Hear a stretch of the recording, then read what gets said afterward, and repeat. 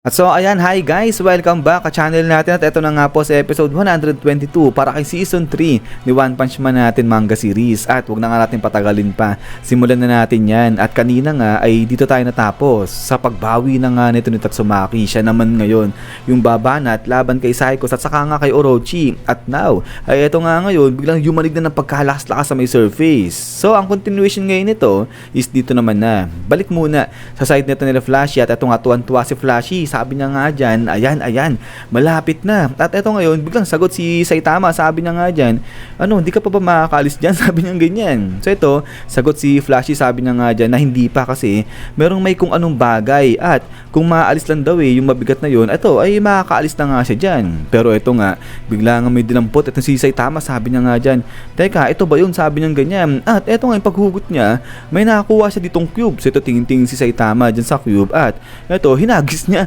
yung cube na parang wala lang. So ito ay biglang gumaan ng araw. Sabi ni Flashy, sabi niya nga dyan, ayan, okay na, sabi niya ganyan. At then, ito nga ngayon, grabe, ang bigat pala nung cube na hinagis ni Saitama. Kala mo nagtapol lang siya ng kung ano, pero sobrang bigat pala niya. At ito nga, nagulat pa dyan.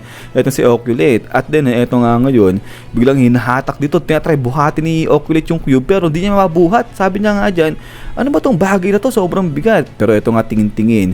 Itong si Saitama dito sa ginagawa ni Flashy. Sabi nga ni Saitama, gusto mo hatakin kita? Sabi niya ganyan. Pero ito nga, sabi ni Flashy, na hindi. At umatras-atras nga raw to si Saitama kasi mamaya baka may ma-break eh. Etong si Saitama dyan. But then ay suddenly ay eto nga, biglang yumanig na nga ng pagkalakas-lakas kahit dito sa area nila Flashy. At eto nga, sabi nila Saitama, ang lakas ng yanig habang etong si Flashy nagreklamo, sabi niya nga dyan, ano ba naman yan? Kung kailan delicate etong sitwasyon niya nga dyan, yung lagay niya. But then ay eto nga, balik dito sa may surface dahil may nangyayari na nga dito sa building ng Master Association. So ito yung building na twist ni Tatsumaki. At ito nga ngayon ay unti-unti umaangat na itong building na nga na to. So ito nagulat, papaatras dyan itong sila Fubuki hanggang sa ito nga unti-unti nahahatak na, nabubunot na itong building. At ito ngayon si Tatsumaki, siya yung nagpo-pull out sa napakalaking bagay na nga na yan. At then after nga nito is boom! Dito grabe, ang ganda, ang laki ng kinuha nga rito ni Tatsumaki. Kala mo laking toothpick yung kinuha niya nga dyan. At eto ngayon talagang napapatitig dyan. Etong sila Fubuki, di mo alam kung namamanga sila o nagugulat dyan sa ginagawa nga ni Tatsumaki. At eto nga ngayon, ang laki ng butas na naiwan dyan sa pinaghugutan ni Tatsumaki. Grabe, kala mo naging dam etong butas na to. Pero sa gilid ng butas na nga to, makikita etong si Flashy nakatayo habang hawak-hawak niya etong kanyang espada. At eto nga, hindi makapaniwala dyan. Itong si Flashy, talagang di siya gumagalaw habang nakatingin siya dun sa kanyang espada. At ito nga ngayon, bigla na nilapit ngayon ni Flashy yung espada niya sa kanyang mukha, parang pagmasdang maigi. At ito nga, yung itsura ni Flashy di na maintindihan kasi nakaputol yung kanyang espada. At ito nga, bigla sabi ni Flashy, si Flash Kill. So yun, si Flash Kill pala yung pangalan nung kanyang espada. At yung kahati nga niya, nandun doon, nakatusok dito sa malaking bato na nga na to. So yung itsura ni Kalbo, di rin maintindihan eh. But then after nga niya, na ito nga, nagalit. Itong si Saitama, sabi niya nga dyan, ayan ba yung naalala mo, kaya di tayo makaalis-alis. Sabi niya ganyan, ito yung naalala ni Flashy na baka masira. So ito, sabi kayo ni Flashy, kasi hindi naman basta-basta madudurog yung kamay niya dahil sa mga malaking bato na nga na yan. Sabi niya ganyan. But then, ay pagkatapos nga niyan, ay balik naman dito kay Tatsumaki. At eto nga, buhat-buhat na ni Tatsumaki nga dyan itong pagkalaki-laki na parang spear na nga na to. At dito ay unti-unti nagliliwanag na itong spear. So parang pinagliliwanag ni Tatsumaki. At unti-unti ay itinututok niya na nga yan. At eto ngayon, tuluyan na nagliwanag ng buo itong parang spear na nga na yan. At dito nga ngayon makikita is boom! Grabe, ang ganda, parang gumawa rito ng isang mahiwagang espada etong si Tatsumaki dyan. At eto, namamanga dyan, nagugulat etong sila Fubuki at saka nga etong si Tank Top Master. At then eto nga ngayon, biglang sabi ni Fubuki na parang Lance of Light etong nakikita niya. At dito naman sa kabilang banda, kala Moomin Rider, ganun din.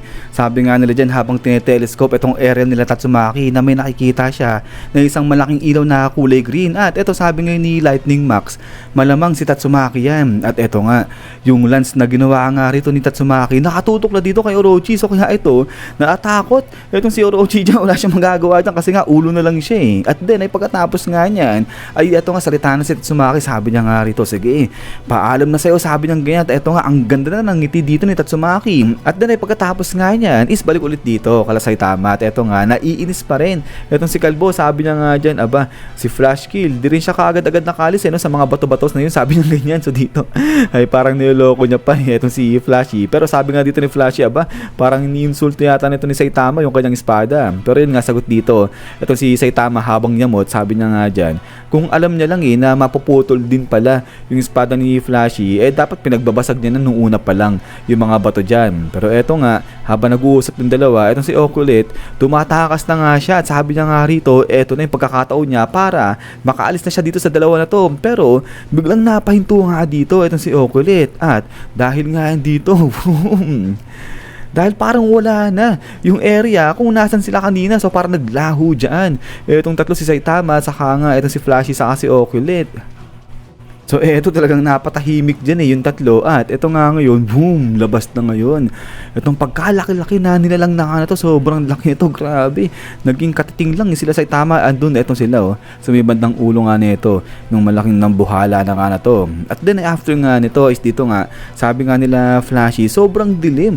Wala silang makita dun nga sa labas. At eto ngayon, biglang sabi ni Flashy kay Okulit, ikaw freak, mag-ilaw ka nga, sabi ng ganyan. So grabe, parang binubulin niya itong si Okulit. Sabi nga dito ni Okulit, sinong freak na sinatawag mo nga dyan? Pero eto nga, ay biglang ginamit nga ngayon ni Okulit yung kanyang ilaw. So ito, searchlight, tapos gumamit pa siya ng x-ray. At eto nga, thermostat, gumamit din siya. So ang dami ng ilaw pala nito ni Okulit. At eto nga, yung pindutan, itong sungay niya pala. So lahat ng klaseng ilaw, tinatry na nga nito ni Okulit. At eto nga, finally, ginamit niya na nga itong ulo ni Saitama, sawag na nga dyan, indirect illumination. At dito nga ngayon, bukol ngayon siya dito kay Saitama. Pero eto nga, sabi ni Okulit, ang weird kasi nga hindi raw inaabot ng ilaw niya yung pinaka-end nito nung area kung nasan sila. Ibig sabihin parang walang makita talaga dyan etong si Oculate. But then eto nga ngayon, biglang may nagsalita nga rito na isang boses. At sabi nga rito na napaka-rare ng gantong okasyon na kung saan may tatlong darating tapos sabay-sabay pa. So kaya nga dito talaga napatahimik